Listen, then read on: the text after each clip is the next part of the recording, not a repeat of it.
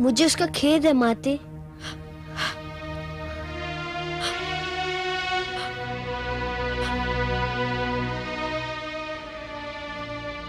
जो हुआ पुत्र, उस पर खेद व्यक्त करने के अतिरिक्त और किया भी क्या जा सकता है।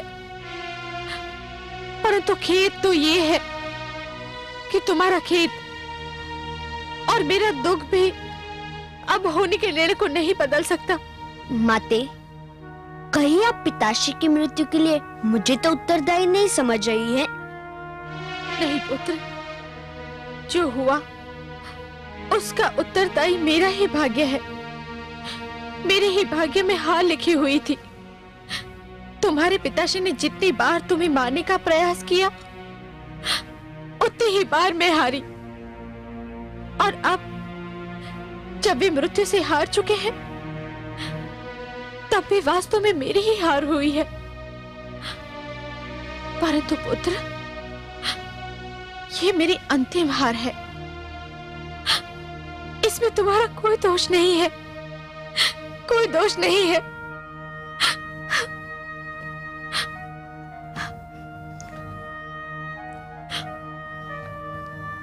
मेरे मन पर एक बोझ है माते।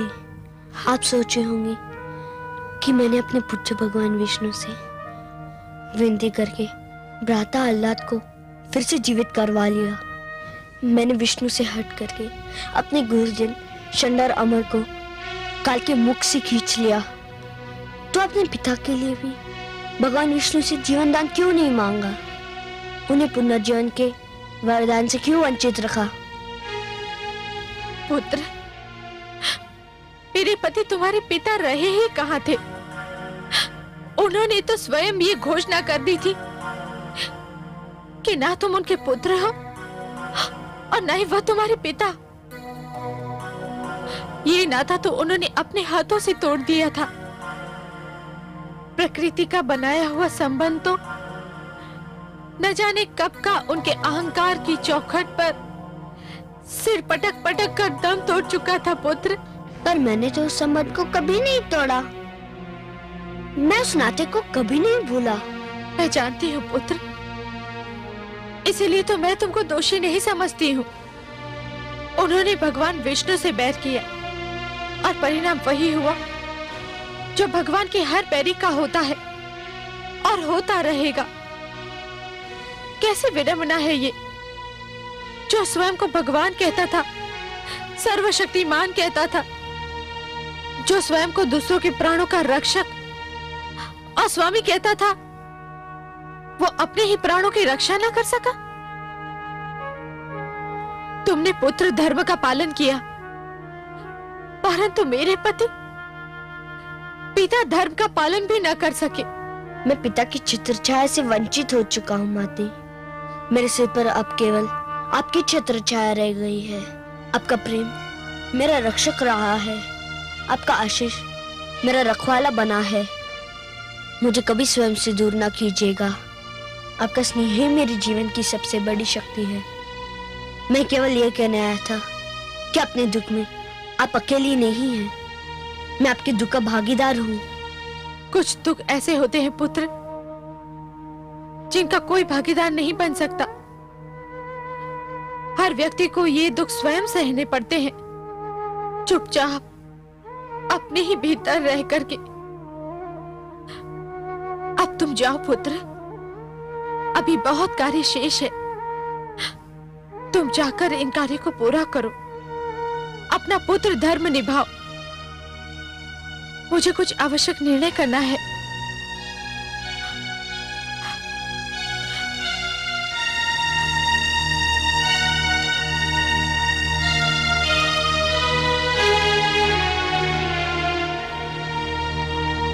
आज असुर कुल का सूरज अस्त हो गया।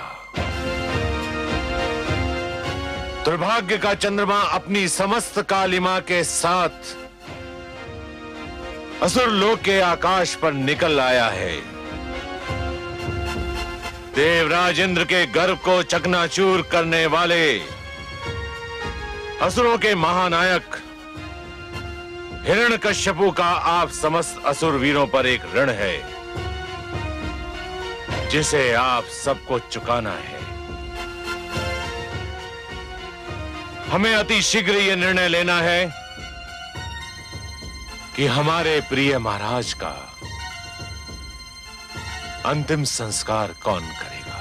राजकुमार प्रहलाद। और कौन गुरुदेव? सेनापति, भगवान की दृष्टि से ओझल होते ही भक्तों की भावना बदल गई। जिस प्रहलाद के कारण हिरण्यकश्यपु का वध हुआ, वही प्रहलाद उन्हें मुखाग्नि देगा।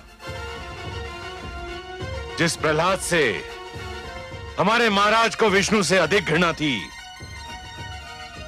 वो उनका अंतिम संस्कार करेगा। महारानी की भी यही इच्छा है गुरुदेव। महारानी की इस समय मानसिक स्थिति ऐसी नहीं है कि वे उचित निर्णय ले सके। तब उचित निर्णय क्या है गुरुदेव? नियम एवं परंपरा के अनुसार इसका अधिकारी ज्येष्ठ पुत्र होता है। इसलिए राजकुमार आह्लाद को इसका अधिकार दिया जाए। यह मेरी सभा से विनती है।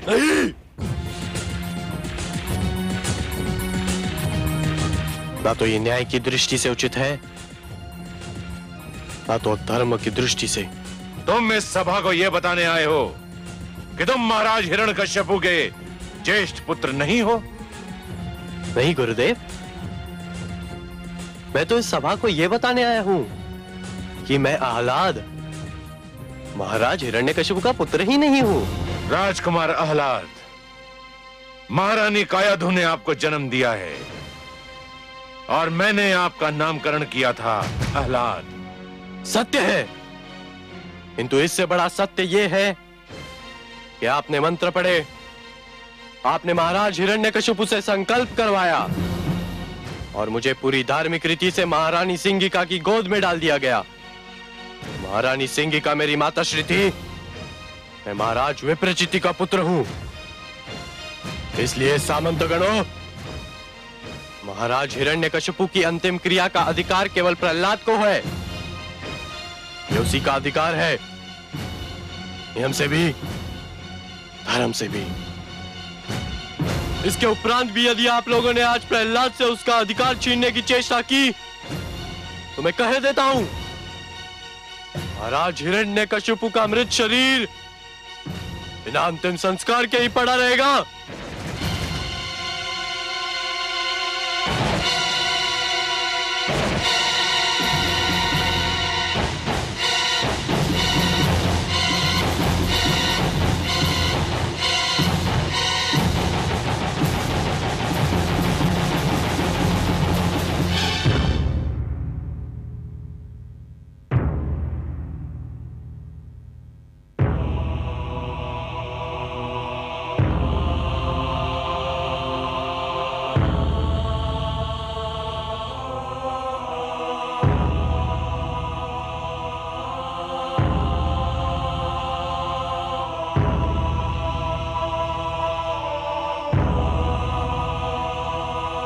गुरुदेव, मेरे लिए क्या आदेश है?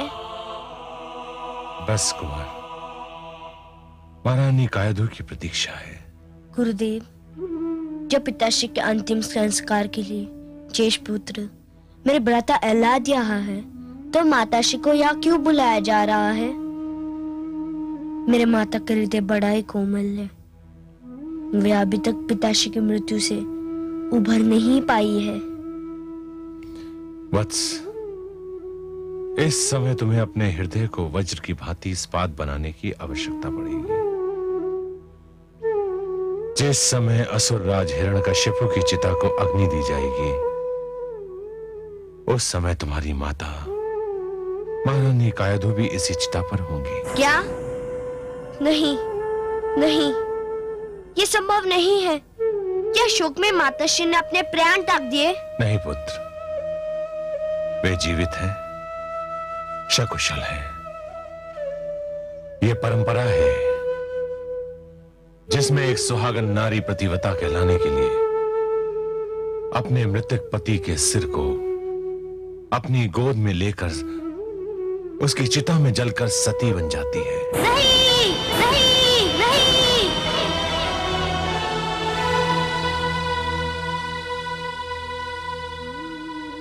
आग का जो भयानक खेल मैंने अपने बुआशी के साथ देखा है, वही खेल आप लोग मेरी माताश्री के साथ परंपरा के नाम पर खेलना चाहते हैं, तो मैं वो खेल नहीं होने दूंगा। मैं आज इस भयानक परंपरा को अपने पिताश्री की चिता में जलाकर समाप्त कर दूंगा गुरुदेव।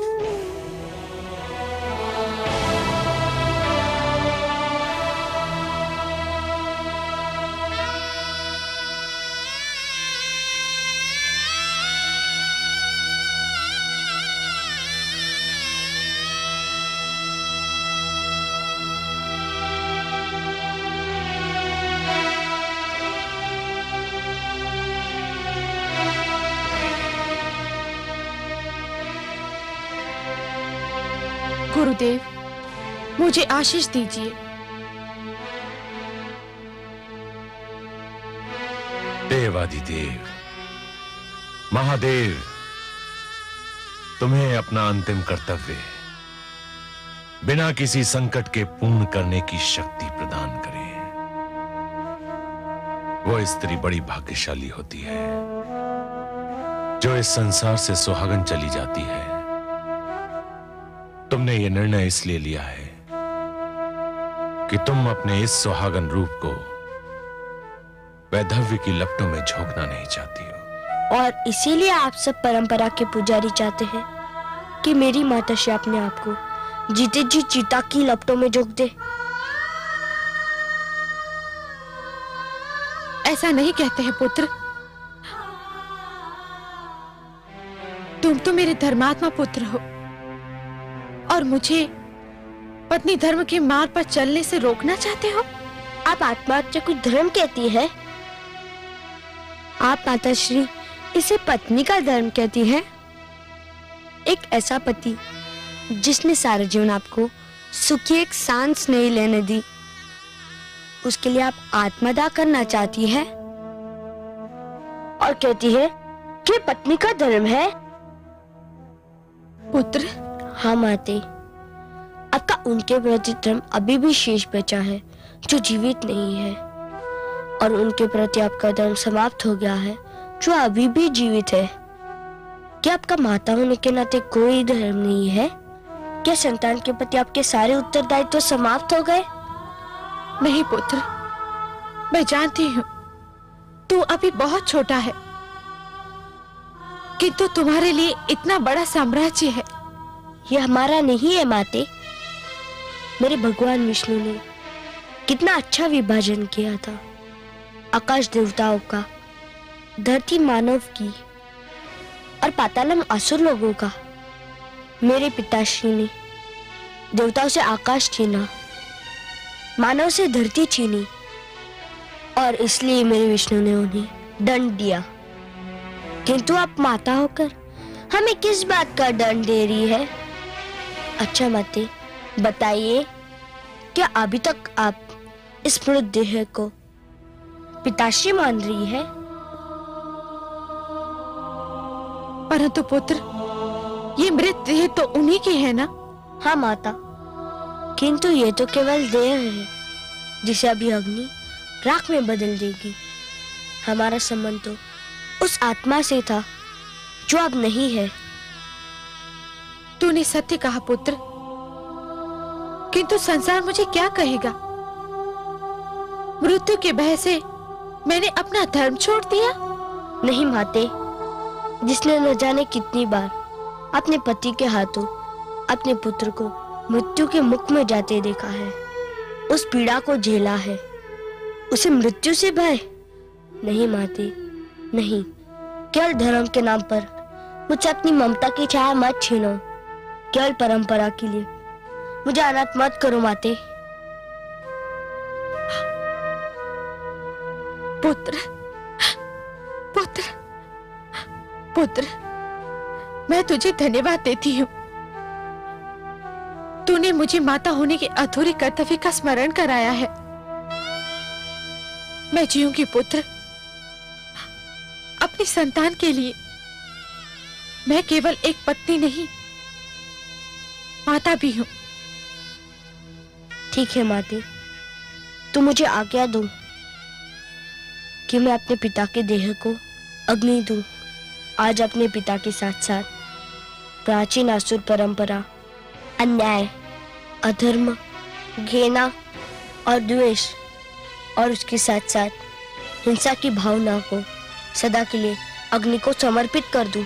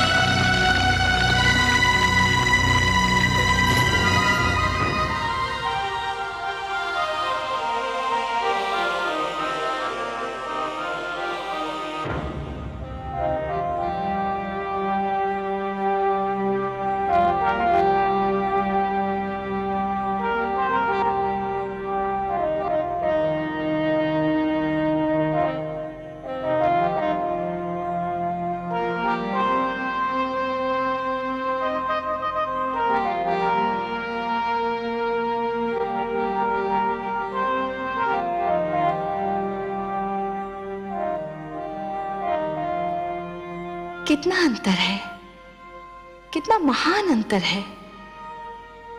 कैसा अंतर महादेवी? आपको किस बात में अंतर दिखाई दे रहा है?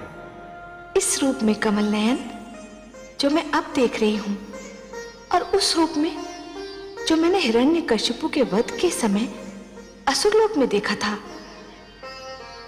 कहां ये पुष्प की भांति खिला हुआ मुख जिस पर उषा की लालिमा बिखरी हुई है, ये शांत और क्षीर सागर जैसे नयन जिनमें कोई उतरता चला जाए तो भी उसकी गहराई नहीं नाप सकता। ये समस्त सृष्टि को सुख और संतोष देने वाली मुस्कान जिसको देखते ही आपके चरणों में हृदय अर्पित करने को मन करे, और कहा वो विकराल रूप जिसे देखते ही हृदय में कंपन आरंभ हो जाए। आंखें मूंद लेती हूं डर से, उसके बारे में सोचती भी हूं तो शरीर में झुरझुरी सी दौड़ जाती है। कितना अंतर है आपके दोनों रूपों में। महादेवी, आज तो हमारा सौभाग्य है कि आप प्रेम सुधा की वर्षा हम पर कर रही हैं। मैं तो आपसे पहले भी कह चुका हूं महादेवी कि अपने भक्तों के उद्धार के लिए मैं कोई भी भयानक रूप भी धारण कर सकता हूं। भक्ति की शक्ति मुझसे वो सब करा सकती है जिसकी कल्पना भी नहीं की जा सकती। परंतु वो क्रोध जैसे ज्वालामुखी फट पड़ा हो, जैसे समस्त सृष्टि में भूकंप आ गया हो, जैसे सागर अपनी सारी शक्ति के साथ बिफर उठा हो।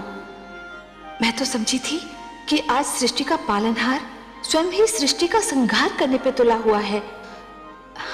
सत्य तो यह है कि मैं अत्यंत भयभीत हो उठी थी कमल नयन, अत्यंत भयभीत।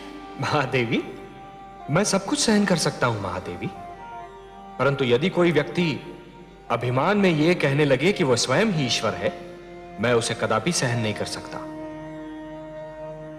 मैं ये भी सहन नहीं कर सकता महादेवी कि अहंकार को यह भ्रम हो जाए कि उसने सदाचार पर सदा के लिए विजय प्राप्त कर ली है। अंधकार को यह भ्रम हो जाए कि उसने प्रकाश पर विजय प्राप्त कर ली है, या फिर असत्य इस भ्रम में पड़ जाए कि उसने सत्य पर विजय पा ली है।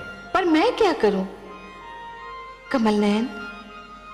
मैं तो आपके इसी रूप पर मोहित हूं, जो इस समय मेरे नेत्र देख रहे हैं, यही सुंदर मुखड़ा मेरे मन में बसा हुआ है।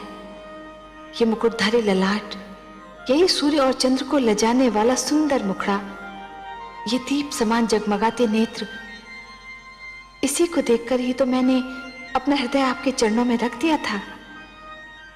महादेवी, यदि आपकी यही इच्छा है कि मैं ऐसा भयानक रूप कभी धारण ना करूं, तो मैं आपको यह वचन देता हूं, इसके आगे कभी ऐसा रूप धारण नहीं करूंगा जिसे देखकर आप भयभीत हो।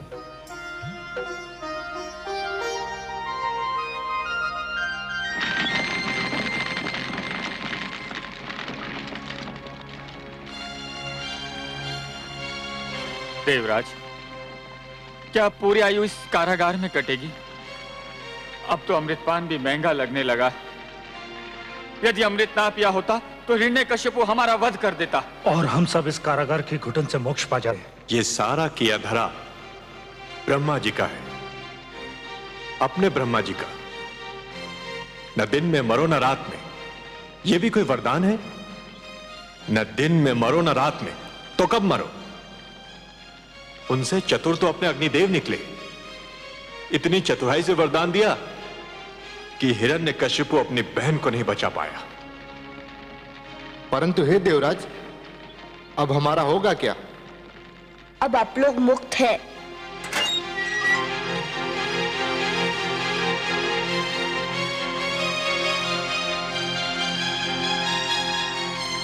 महारानी कयाधु, राजकुमार प्रहलाद, आप दोनों यहां? हे देवराज, मैं असुराज हिरण्यकश्यप का पुत्र प्रहलाद आप सबसे अपने पिताश्री के व्यवहार की क्षमा मांगने आया हूँ। आप सब मुक्त हैं। राजकुमार प्रहलाद, आपकी मधुर वाणी सुनकर मन को बड़ा संतोष हुआ, किंतु आप बुरा ना माने। यदि हमारी मुक्ति का आदेश स्वयं दानवेंद्र दें तो? हे वरुण देव, मेरे पिताश्री नहीं रहे, मैं अभी उनका अंतिम संस्कार करके आ रहा हूँ।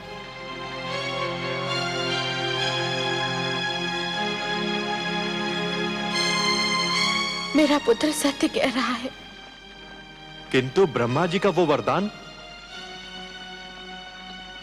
उस वरदान का उपाय तो असंभव है। देवराज, लगता है मेरे पिताश्री की तरह अभी इसी भ्रम में है। जिन्होंने स्वयं ब्रह्मा जी को रचा, उनके लिए असंभव क्या और संभव क्या? मेरे भगवान विष्णु के लिए मुझसे मेरे मार्गदर्शक देवर्षि नारद जी ने कहा था, ओम पूर्णमदः पूर्णमिदं पूर्णात् पूर्णमुदच्यते पूर्णस्य पूर्णमादाय पूर्णमेवावशिष्यते।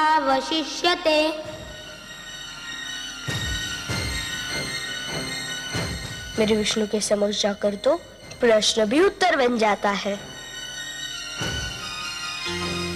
नारायण नारायण।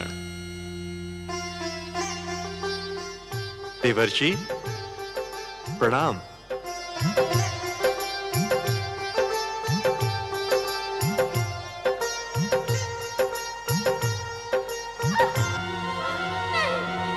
आओ आओ मेरे साथ, आओ मेरे साथ। नारायण नारायण। देवर्षि, अभी आपको देखते ही मुझे उन क्षणों का ध्यान हो आया जब मैं महारानी कयाधु को कायरों की भांति बलपूर्वक लिए जा रहा था। तब ये बालक प्रहलाद अपनी माता के गर्भ में था और मैं इसे जन्म लेते ही मार डालने की सोच रहा था। देवराज,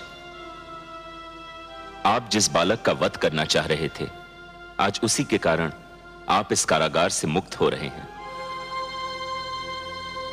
इसी बालक के कारण तो मेरे आराध्य देव वासुदेव को पृथ्वी पर नृसिंह के रूप में अवतार लेना पड़ा। हे बाल योगी प्रहलाद, मैं हृदय से आपको प्रणाम करता हूं। आपने हमें मुक्त करके हम सब पर बड़ा उपकार किया है। नहीं देवराज, आप देवता है, श्रेष्ठ है।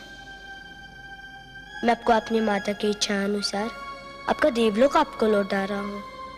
कृपया उसको स्वीकार कीजिए। नारायण नारायण, क्या सोच रहे हैं देवराज?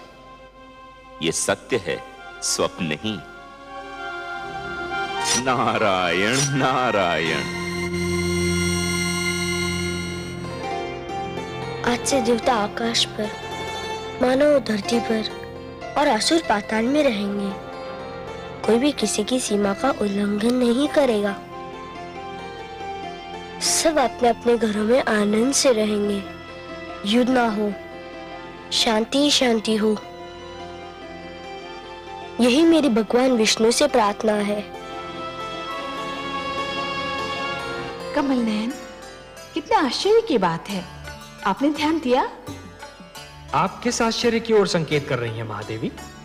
मैं तो कारागार में पुत्र प्रहलाद के देवराज इंद्र के प्रति उदारता के भाव को देख रहा था।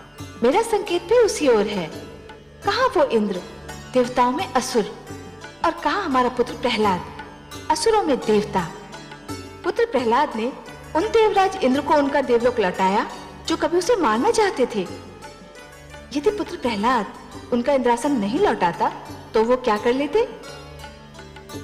महादेवी, किसी व्यक्ति के पास सैकड़ों गायें होती हैं, सहस्रों हाथी होते हैं, लाखों घोड़े होते हैं और ऊपर से माणिक मोती की खानें होती हैं, परंतु जिस दिन उस व्यक्ति के पास संतोष का धन आ जाता है, ये सारे हाथी घोड़े माणिक मोती की खानें धूल के समान हो जाती हैं। प्रहलाद के पास संतोष का धन तो तभी से था जब से वो माता के गर्भ में था। इतना श्रेष्ठ बालक जिस दिन राजा बनेगा उसकी प्रजा कितनी सुखी होगी। हाँ, ये तो है। प्रहलाद भी एक दिन राजा अवश्य बनेगा। मुझे नहीं लगता पद्मनाभ, अभी तो इस बालक में किसी भी प्रकार का स्वार्थ नहीं है। महादेवी, राजा में ये गुण होना भी आवश्यक है। जो व्यक्ति निजी स्वार्थ को त्याग नहीं सकता वो अच्छा राजा कभी नहीं बन सकता। मैं सोचती हूँ कमल नयन, क्यों ना सारा संसार प्रहलाद की भांति हो जाए। महादेवी, जैसे स्वाति की हर बूंद मोती नहीं होती, जैसे कोयले की हर खान में हीरा नहीं होता, जैसे असंख्य तारों के बीच एक ही चंद्रमा होता है और समस्त ग्रहमंडल में एक ही सूर्य होता है, वैसे हर प्राणी प्रहलाद तो नहीं हो सकता ना महादेवी। एक इतिहास पुरुष को बनाने के लिए मुझे असंख्य प्राणियों को जन्म देना पड़ता है, और इसीलिए है महादेवी, प्रहलाद की महिमा के लिए हिरण्यकशिपु का होना आवश्यक है। आप सत्य कहते हैं पद्मनाभ। वो देखिए कमल नयन, पुत्र प्रहलाद शुक्राचार्य के आश्रम की ओर क्यों जा रहा है? महादेवी, दैत्य गुरु शुक्राचार्य असुर लोक को त्याग कर जाने वाले हैं। हो सकता है कि पुत्र प्रहलाद शिष्टाचार के नाते उन्हें विदा करने जा रहा हो। क्या कह रहे हो तुम? मस्तिष्क फिर गया है तुम्हारा। गुरुकुल छोड़कर कहां जाओगे? उस मार्ग पर जिस पर प्रहलाद के ज्ञान का उजाला फैला हुआ है, उस मार्ग पर जो सत्य का मार्ग है, धर्म का मार्ग है, कल्याण और मन की शांति का मार्ग है। पिताश्री, हम हिमालय जाकर तपस्या करेंगे, अपने पापों का प्रायश्चित करेंगे और अपने मन की खोई हुई शांति को ढूंढेंगे। हमें यहां शिक्षा भी नहीं मिली और हमारे मन की शांति भी खो गई। यहां रहकर हमने ऐसे कार्य किए जिन्हें सोचकर हमें स्वयं से लज्जा आती है। मुझे छोड़कर मत जाओ पुत्रों। यदि तुम दोनों चले गए तो मेरी दोनों भुजाएं टूट जाएंगी। आप जिस पथ के पथिक हैं पिताश्री, यदि उसी पर चलते रहे तो एक दिन आप स्वयं भी टूट जाएंगे।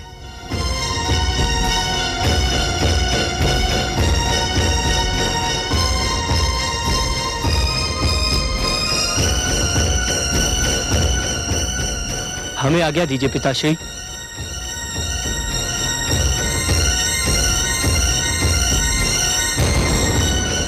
रुक जाओ मेरे पुत्रों, मुझे छोड़कर मत जाओ। षण्ड, अमार्क,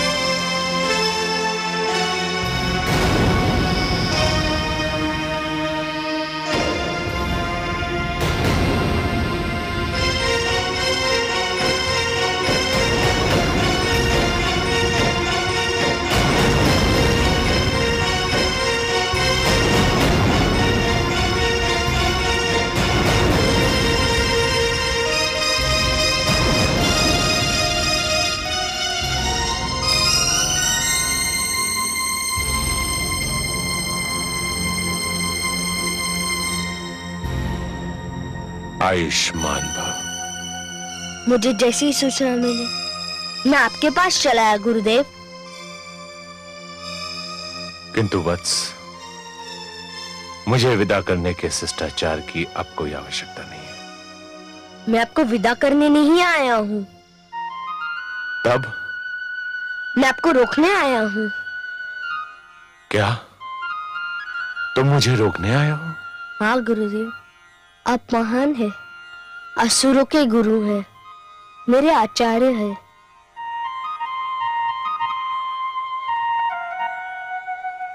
किंतु अब तुम्हें मेरी क्या आवश्यकता है? तुमने हिंसा, द्वेष, घृणा तथा असुरों की परंपरा को अपने पिता की अर्थी के साथ कंधा दे दिया है।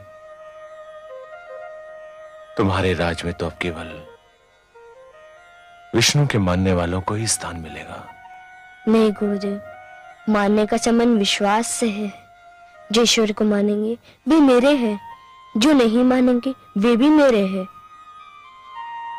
मेरा ईश्वर पर इतना अटल विश्वास है कि ये मानने लगा कि ईश्वर को मनवाने की कोई आवश्यकता नहीं है।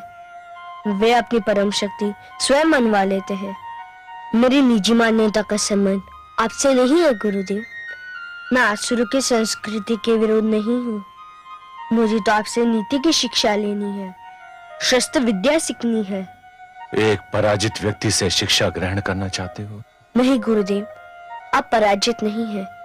कोई भी पराजित नहीं हुआ। पराजय हुई है दोषपूर्ण सिद्धांतों की, दोषी नियमों और परंपराओं की। आप तो कल भी आचार्य थे और भविष्य में भी आचार्य रहेंगे।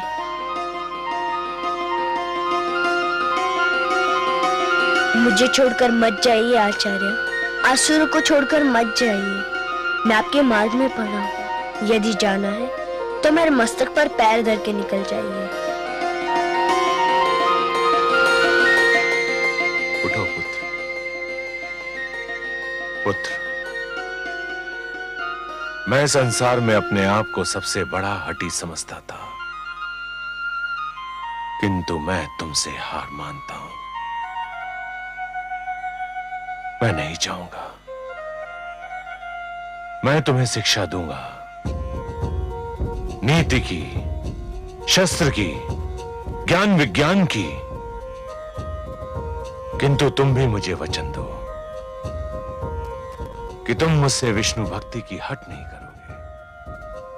मैं वचन देता हूँ, आपके ओर से भी उनकी भक्ति मैं कर लूंगा। आप तो बस मेरे मस्तक पर अपना हाथ रख दीजिए।